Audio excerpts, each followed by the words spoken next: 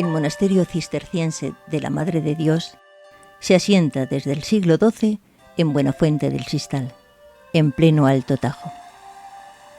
Existen diversas interpretaciones sobre el origen que da nombre al lugar. Parece ser, aunque de ello no haya prueba documental, que el nombre de Buenafuente es consecuencia de las propiedades curativas del agua de su manantial. Recogiendo en su interior a la Buenafuente, que actualmente continúa fluyendo, se construye la primera ermita románica, origen de la actual iglesia del monasterio.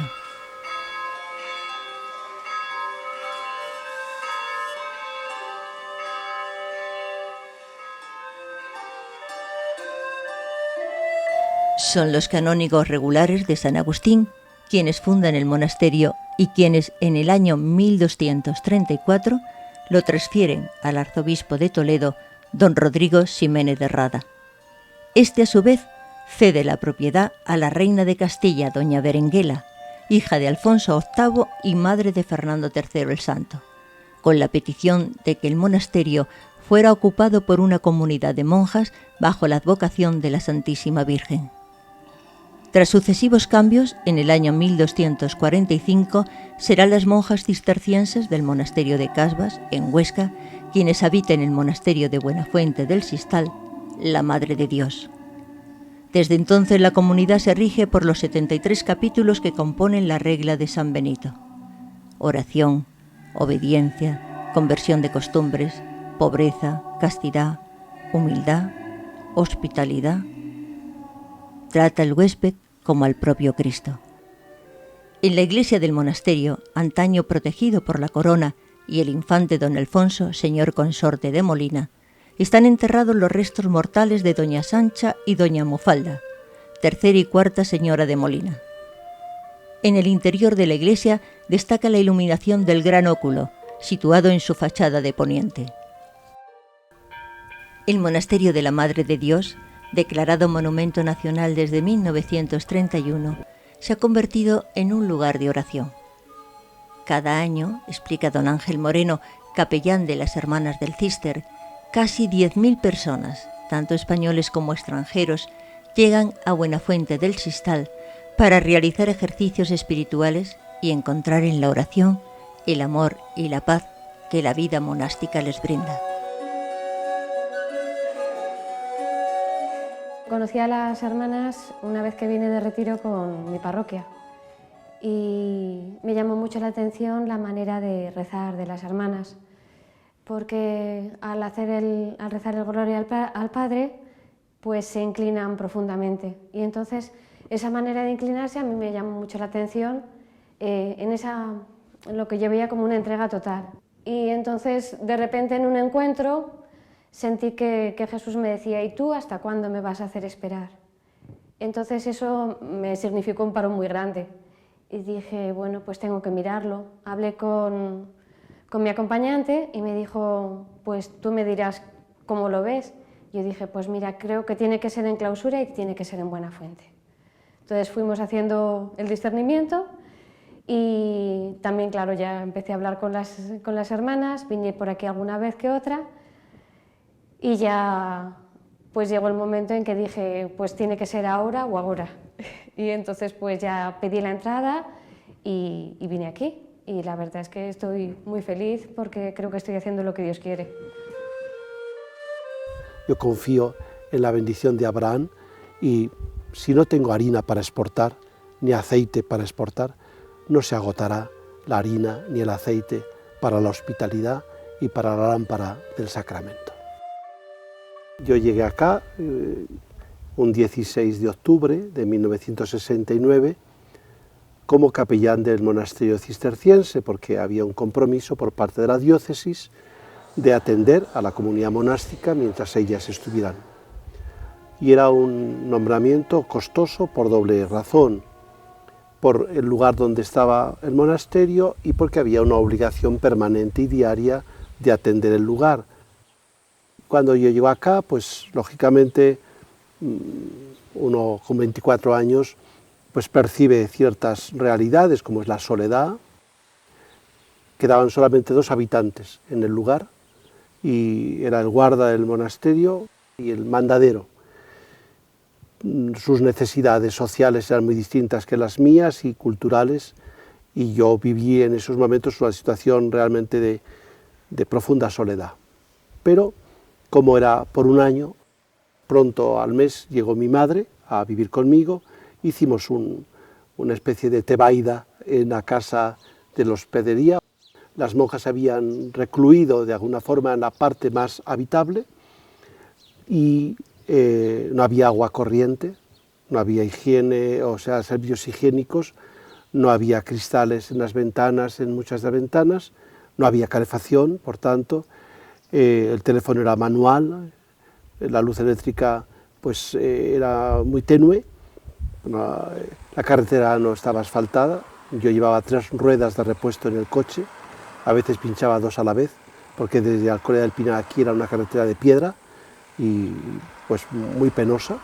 Bien, pero esa expectación de, bueno, se pasará un año y así yo marcharé ya de acá, y sucedió que al año el obispo me ofreció salir de capellán, pero por una serie de circunstancias, en el mismo momento de tomar posesión como superior del seminario de Sigüenza, pues volví esa misma noche al monasterio y di gracias al Señor porque me quedaba un año más por lo menos.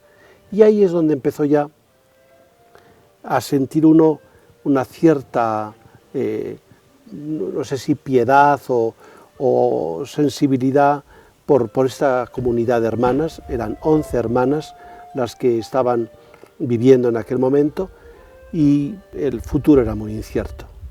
Y muy incierto precisamente no tanto porque ellas quisieran marchar, sino porque los sacerdotes, al tener un lugar tan penoso para permanecer, pues de alguna manera transmitían a la comunidad esa penosidad, y si se cerrara Buenafuente casi era un alivio para todos los sacerdotes, porque ya no tendrían que tener este lugar tan áspero y tan difícil. Y bueno, pues yo quedé ahí un poco de testigo hasta que ellas decidieran marchar o quedar. Había 4 posibilidades: fundar el monasterio en otro lugar, fusionarlo con otro monasterio, dispersarse las monjas según su propio origen, o quedar de otra manera. ¿Y qué era quedarse de otra manera?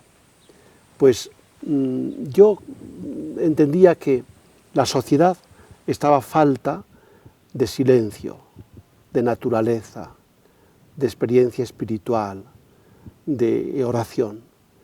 Y dije, bueno, como una especie de reclamo público y en los medios de comunicación, un monasterio románico en el Alto Tajo, que está expuesto a cerrarse, ofrece antes de hacer esta última decisión lo que él tiene: pobreza, naturaleza, oración, silencio, y no lo quiere regalar sino compartir. Ese fue como el punto de partida de algo que sorprendentemente nos ha acontecido. Y cuando llegan estos pequeños flags por distintos medios, en concreto a una comunidad de cristianos en Madrid que se reunía en torno a la Iglesia del Espíritu Santo. Ahí hay un sacerdote que se siente atraído por este ofrecimiento, don Carlos Castro Cubels, y decide venir con su comunidad de Madrid, con 40 miembros, a pasar la Semana Santa del año 73. Y bueno, en ese momento llegan estas 40 personas. Aquí no hay mesa, ni silla, ni plato, ni cubierto. Tuvieron que dejarnos una comunidad de Santa Ana de Guadalajara todos los útiles. No había sitio para hospedarse. Bueno, era una pobreza absoluta. Y después de 44 años, una comunidad muy mermada de fuerzas, de medios y de bienes, abren sus puertas al huésped en el nombre del Señor, apoyadas también en su propia regla. Es impresionante la coincidencia de que San Benito dice: recíbase al huésped como al mismo Cristo en persona, porque Él nos dirá: huésped fui y me recibiste. Y nos arriesgamos a abrir nuestras puertas en una intemperie absoluta, porque aquí no había, cuando recibimos en el año 73 a los primeros huéspedes, aquí no había absolutamente nada. Realmente fue un privilegio contar con la presencia de 4 académicos en aquel momento: José Luis Fernández del Amo, María Elena Gómez Moreno, Jimena Menéndez Pidal y Narciso Yepes. Este nos atrajo a muchos amigos con su guitarra y su música. Él fundó, de alguna manera, la ofrenda del Día de los Amigos de Buenafuente, que hoy prolonga su hijo Ignacio Yepes, y que desde entonces se crea esa gran familia de los amigos que escuchan la música hecha alabanza en el monasterio.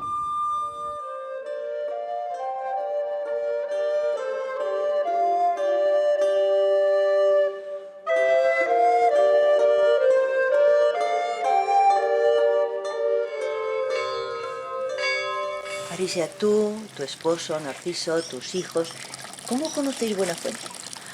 Conocimos Buenafuente gracias a nuestra hija Ana, que vino aquí por primera vez con el colegio de estudio de Jimena Menéndez Pidal para un retiro de confirmación. Iban a ser, eran los confirmandos de ese año. El profesor de religión nos dijo: oye, vamos a ir al monasterio, por ahí perdido, ¿por qué no venís vosotros también? Entonces ella vino en el autobús con el colegio, y Ignacio y Juan, justamente pequeñito, de 6 años, y Narciso y yo pues vinimos, claro, vinimos a conocer el monasterio, que bueno, es que no os podéis imaginar el cambio que ha dado esto. Y fue un enamorarnos enseguida de la acogida de las monjas, del Cristo colgado ahí, que ha resistido siglos y siglos y guerras y nadie lo ha movido y no le ha pasado nada, no sé, de la Virgen del lugar, pero sobre todo de la acogida de las monjas. Nos hemos sentido, no sé, en familia, y entonces pues el retiro fue magnífico, conocimos a Ángel, y bueno, y entonces ya aquel día le dijo a Ángel a Narciso: oye, en la celebración, en la Eucaristía, ¿podrías tocar algo? Y dice Narciso: no he traído la guitarra, ¿qué quieres que toque? Y uno de los chicos, compañero de Ana, tenía una guitarra, una guitarrilla, y se la dio a Narciso, y me acuerdo que después de la comunión tocó.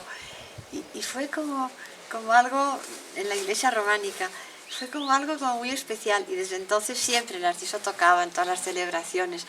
Y cuando entre todos se fue haciendo la fundación de los Amigos de Buenafuente, y bueno, todo esto, pues Narciso dijo: ¿yo qué puedo aportar para traer dinero y para hacer? Pues yo dar un concierto todos los años. Y así empezó. Y entonces, al morir Narciso, fue Ignacio quien retomó el testigo y dijo: ahora los conciertos los va a organizar la generación joven. Y suelen venir justamente artistas jóvenes, y bueno, el responsable de eso es Ignacio con el padre Ángel. Y así diríamos que nació el Día de la Amistad de los Amigos de Buenafuente. Pues así, hace 36 años ya. Hay cierto halo de misterio respecto a que tu marido está enterrado aquí. Narciso decía: no quiero tumba, no quiero que vengan a la tumba de Narciso Yepes. 1. Segundo, pidió que se le incinerara. Y como lugar donde él quería estar, pidió que fuera en Buenafuente, porque era nuestro lugar verdaderamente de encuentro con Dios, de oración, de familia. Y dijo: los que quieran venir a rezar, que vengan a Buenafuente, y así conocen a Buenafuente y a lo mejor les viene bien. Y entonces se entregó la urna a la madre abadesa, que la tiene enterrada en clausura. Yo sé dónde, porque me lo ha dicho ella, pero yo no digo dónde. Una vez que uno ya se ha ido, ese cuerpo es un cascarón. Yo viví la certeza de que la vida sigue. Es que Narciso, yo lo percibí cuando se fue como un cohete, pero un verdadero cohete, y al minuto, bueno, al minuto no, al segundo, su cuerpo, ya tan desgastado y tan enfermo y tan delgado y demacrado, pero que estaba vivo hace unos momentos, ya era un cascarón vacío. En esta historia larga, día a día, son 44 años que yo llevo aquí, pues han pasado muchos vaivenes, ¿no? Porque era como muy doloroso el sentir que 4 años de soledad, que parecían brotar en una esperanza, pues tuvieran un final inmediato, porque era incompatible abrí la puerta de un monasterio a la oración con el hecho de que fueran monjas de clausura. Dialogué con el señor obispo, le dije que cuál era la dificultad, y entonces es cuando separamos de alguna forma las puertas de entrar huéspedes o el recinto de clausura o la misma distribución del lugar de culto, haciendo una separación visible del lugar donde rezan las monjas o donde rezan los fieles. Salvadas esas dos situaciones, el obispo bendijo la experiencia y los 4 obispos que llevamos en esta historia han estado realmente en comunión en esta acogida y oración en Buenafuente. Pero hubo un momento importante, se me ofrecía ser párroco a 5 kilómetros de mi pueblo natal, de Gárgoles de abajo. Pero yo sentía ya para esa fecha como la misión en Buenafuente. Pero mis compañeros me llamaron a la conciencia y me dijeron: no tienes derecho a esclavizar a tu madre en un lugar tan duro, por tanto tú no puedes optar por Buenafuente sin consultar con tu madre este nombramiento. Bueno, pues yo llego a casa y le digo a mi madre: madre, me nombran sacerdote de Gárgoles. Ella contesta: ¿tú quieres quedarte? Pero, ¿tú quieres quedarte? Llevamos 4 años, 5 años, es el momento en que está floreciendo, yo me quedo contigo. Y entonces le dije a la comunidad: bueno, ante esta posibilidad quizá un poco más estable, quizá podríamos pensar en hacer una pequeña casa, pues para diferenciar lo que es la hospedería de lo que es la casa del capellán. Gracias a Dios llegaron 200.000 pesetas y se hizo la casa donde yo vivo hoy. Se pudo hacer el tema del abastecimiento de aguas y poco a poco cambiando un poquito la habitabilidad. Buenafuente parece que rompía el destino, pero si ahora Buenafuente parece que levanta cabeza los demás pueblos y fundamos, casi como primicia en España, la atención a domicilio rural. De tal manera que un equipo de religiosas de Santa Ana se desplazaban a las casas de los ancianos, los atendían, les lavaban la ropa, cuidaban sus heridas o cualquier cosa, acercaban la farmacia, y aquello fue una revolución pionera en España de acercar la ayuda a domicilio al núcleo rural que no se creía que tenía necesidad. Eso fue avanzando y creamos una residencia asistida que ha durado hasta el año pasado, porque ya han cambiado mucho las circunstancias sociales y demográficas. Y bueno, dentro de casi una gran soledad el que se marchen los ancianos ahora de Buenafuente, pero hemos cubierto una etapa muy importante en la historia de toda esta comarca. El monasterio Casa de Oración necesitaba como un entorno también de protección de ese proyecto. Todos los territorios, todas las casas del lugar habían sido, por la desamortización, quitadas de la propiedad del monasterio. Y fuimos muy poco a poco adquiriendo las propiedades urbanas del entorno al monasterio.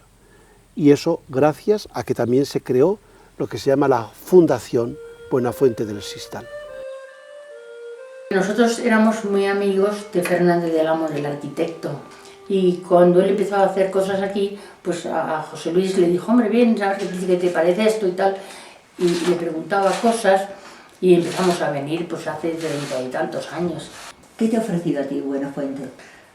Pues no sé, todo, no sé, interiormente, no sé, mucha tranquilidad, no sé, mucha paz, incluso la muerte de mi marido, todo, mucha paz. Es que él tuvo un infarto y un día, pues no sé cómo así hablando, le dije yo, porque nosotros conocíamos Buenafuente, le dije yo que si a él le hubiera pasado algo, yo me hubiera venido aquí. Y dije: ¿por qué no vamos los dos? Y dije: pues a ti no te importa. Y entonces hablamos para ver si podíamos venir, y fue cuando hicimos esta casa y la dimos a la fundación.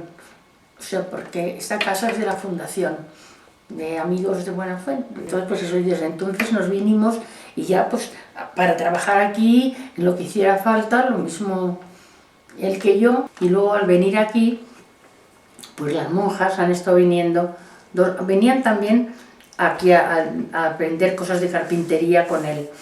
Y luego conmigo pues venían arriba, que tengo yo una habitación para las cosas de encuadernar. ¿Está enterrado él aquí? Sí, el cementerio del pueblo es pequeñito, está ahí arriba, es muy pequeñito. Mi marido había escuchado hablar a don Ángel por la radio. Me llamó para que yo hiciera caso, me fijé que decía aquello tan hermoso del profeta Oseas, de la llevaré al desierto y le hablaré al corazón, a mí me llegó al corazón. Y entonces un día, había pasado tiempo, yo hacía un trabajo y en el trabajo ese tuve que ir a Cifuentes, que es un pueblo que está relativamente cerca de Buenafuente, y en Cifuentes vi la señal de Buenafuente. Y dije, pues no era Buenafuente aquel sitio, le dije a mi marido, que tú dijiste que era aquel cura que hablaba aquel día, que habían pasado ya 2 años. Y es cuando yo me empeñé en venir a Buenafuente. Y con nosotros venía esta amiga, que después siguió viniendo más que yo, hasta que yo ya vine y me quedé. Y es la que hizo este dibujo de la bendición del pan.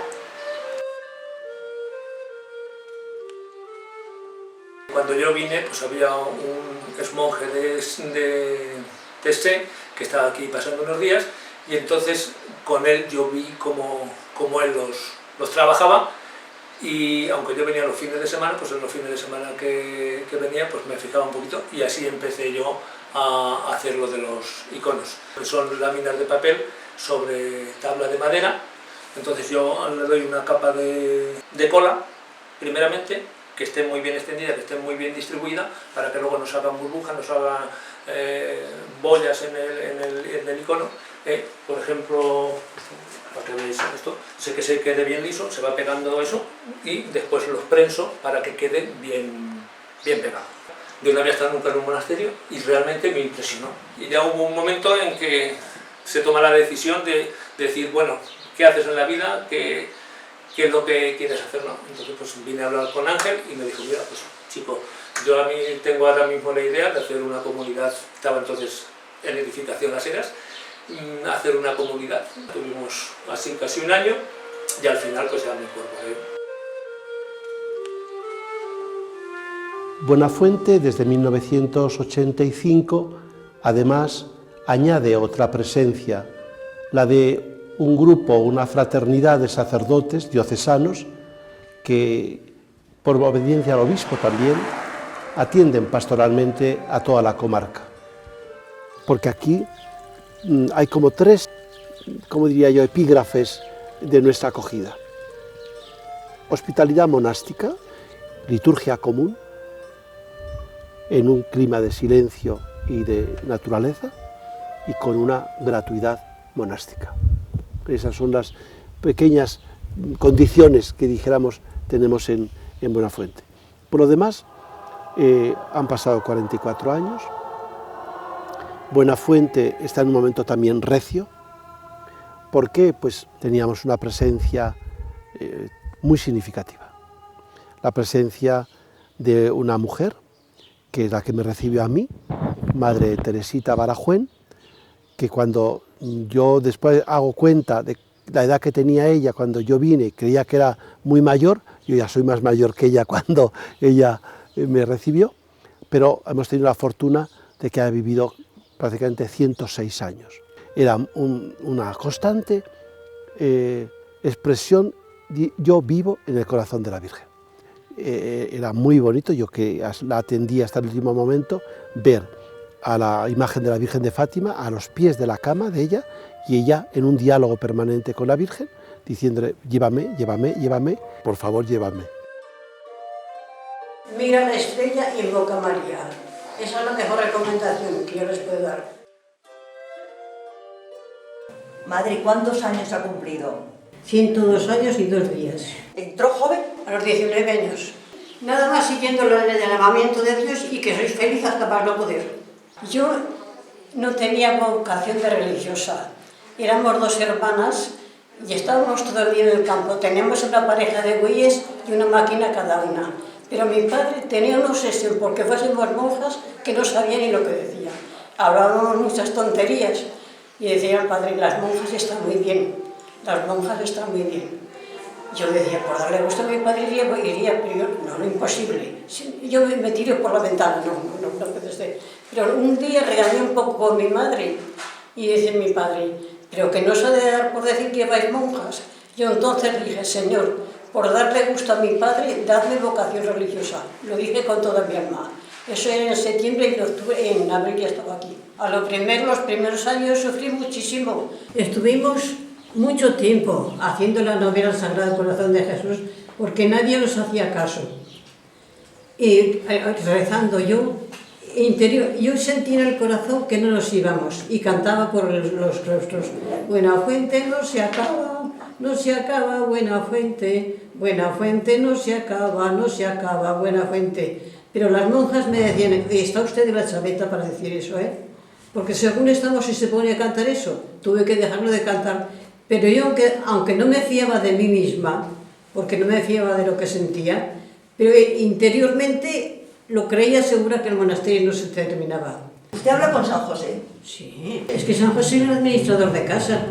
Pero ¿San José ha hecho que el monasterio siga vivo? Claro que sí. Son los dueños del monasterio, él y la Virgen, porque ellos son los que se entienden para que siga vivo, para que sigamos aquí. Les voy a contar un episodio de San José. Antes nos traían leña, pero yo hablé con San José entonces y le dije, bueno, está terminando la leña. Pero un buen día viene una amiga de Buenafuente y nos regala 2000 kilos de leña. Eso fue San José. Yo le digo que soy el administrador de casa, que se entienda él con todo lo de casa, con toda la administración espiritual y material. El año que cumplí yo los 100 años, San José tuvo la ocurrencia de mandar un taxis con 3 tartas para celebrar los 100 años. Yo no los había pedido, pero una buena amiga de Madrid, para que celebrase San José, un taxis es profeso con 3 tartas. Para ustedes, todos los documentos de la comunidad son sagrados. ¿Por qué los documentos tienen tanta importancia? Fíjese, tiene importancia los documentos que las monjas de Casbas, que eran fundadoras nuestras, no lo sabían. Teníamos ese documento y ya no tenían. Y cuando la primera vez que fuimos a Barcelona, yo le saludé a la madre de Casbas como madre nuestra y no sabía nada. Cuando la guerra, los metimos debajo de un ladrillo. Allí se conservaron todo el tiempo, en un desván que teníamos debajo de un ladrillo. Yo no necesito ir a la capilla para hablar. Con la Virgen estoy hablando continuamente, porque tengo una imaginación tan loca que enseguida me vienen pensamientos para distraerme y digo, quiero mirar con tus ojos, hablar con tu boca, oír con tu oído, amar con tu corazón. No quiero vivir yo, sino que seas tú la que vivas en mí. Continuamente estoy haciendo esa oración porque tengo una imaginación de locura, Antes el sagrario era mi piscina, que decía yo, pero ahora se ha escondido el Señor y todo lo hago por medio de la Virgen. Cuando la comunión digo, que se entienda la Virgen contigo y el ángel de mi guarda, porque yo no sé qué decirte, así que... San Bernardo daba unas indicaciones para tener en cuenta a la hora de elegir a alguien que presidiera en la comunidad y decía que si había un santo, había santos, pues era estupendo, que rezaran mucho, que estimularan a los demás a la santidad. Y si había sabios, pues también era estupendo que instruyeran a los demás, que escribieran libros, pero para que os presida, elegid a un prudente. Madre Teresita, yo creo que destacaba en todas las virtudes, aunque ella decía que era, y es verdad que era muy normal, pero si yo tuviera que destacar alguna, realmente la caridad, de la que ella decía que prefería ir al purgatorio, por exceso de caridad que por falta. ¿Qué supuso para ella la visita de Benedicto XVI? Pues ella dice que fue una gracia muy grande.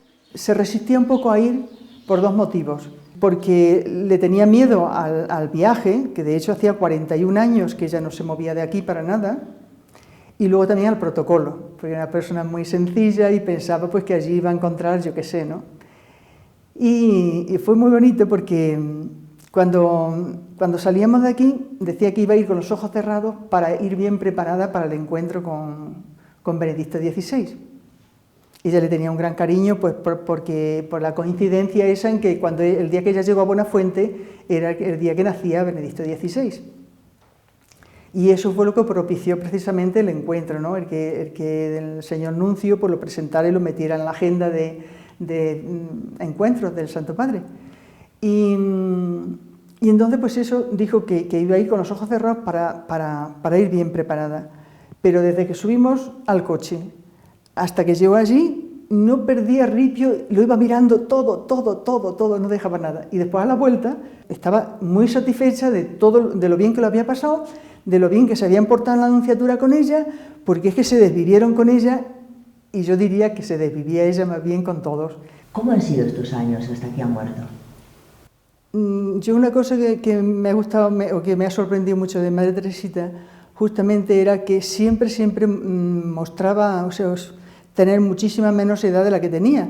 De hecho, cuando yo llegué aquí, que ella podría tener unos 74, 75 por ahí, y sin embargo ella decía que se sentía como si tuviera 40 años, y trabajaba como si tuviera 40 años, pero trabajando de veras, y ha sido más o menos a partir de 2011, cuando ella ya ha necesitado el andador más continuamente, y deterioro más palpable, pues ha sido cuando ha empezado su última enfermedad, por decir así, o sea que cogió un catarro después de Semana Santa. A partir de entonces, pues sí, cogió una micosis bastante fuerte a causa del antibiótico que le dieron, hasta que pues a final de abril, 1 de mayo, le diagnosticaron una insuficiencia respiratoria y cardíaca severa, que necesitaba hospitalizarse, que ella dijo que no quería ir a ningún hospital, que lo que le pudieran hacer aquí lo recibía y nada más. Madre, ella era muy devota de la Virgen. Cuando ya estaba muy malita, o sea, muy malita, que ya estaba deseando, pues la llamaba con los brazos abiertos: mamá, llévame ya al cielo, llévame ya, pero ya.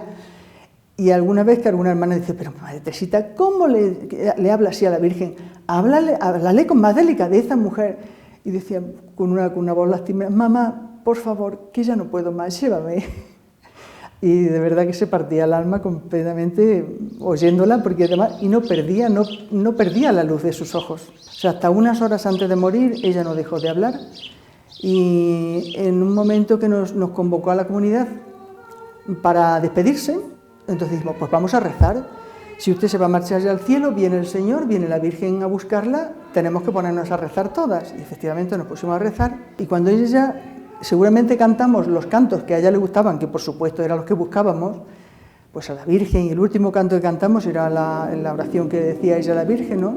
Quiero mirar con tus ojos, hablar con tu boca, oír con tu oído, amar con tu corazón, que además se lo cantaba ella con una melodía. Y entonces dice: bueno, pues ahora ya quedaros en silencio, que cada una rece interiormente y quedaros en silencio. Y entonces pues no fue ese el día. Y entonces yo que le pregunté, digo: ¿qué pasa, Madre Teresita? No coincide, el tiempo de Dios no coincide con el nuestro, ¿verdad? Dice: no, es que todavía me falta un poquito y tengo que sufrir. Porque realmente entonces tenía los mismos dolores de la pierna que tenía antes, los tenía, pero ya no decía nada, no se quejaba nada absolutamente. ¿Sienten ustedes la presencia todavía de Madre Teresita? Sí, mucho. Sin embargo, fue marcharse, nos quedamos todo el mundo con una paz grande. Cuando ya estaba en agonía, lo último que cantamos, que fue su canto, o sea, su oración, que además ella dice que ella no la ha inventado, que la ha escuchado, que la escuchó en su interior un día en la sala de labor, que no era en hora de oración ni nada, sino de labor.